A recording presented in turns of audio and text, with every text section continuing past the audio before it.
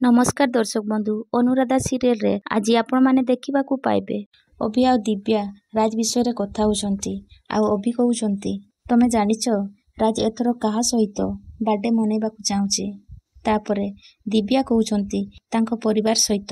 ଆଉ ଅଭି କହୁଛନ୍ତି ନା, ଏଇଟା ତାର ପରିବାର ଲୋକ ଚାହୁଁଛନ୍ତି, ହେଲେ ରାଜ ଅନୁ ସହିତ ରହିବାକୁ ଚାହୁଁଛି। ତାପରେ ଦିବ୍ୟା କହୁଛନ୍ତି, ହେଲେ ଏଇଟା କେମିତି ସମ୍ଭବ? ଏଇ ଯାଏଁ ତ ରାଜ ସାର୍ ଗାୟତ୍ରୀ ମ୍ୟାଡାମକୁ ଏ ବିଷୟରେ ଜଣେଇ ନାହାନ୍ତି।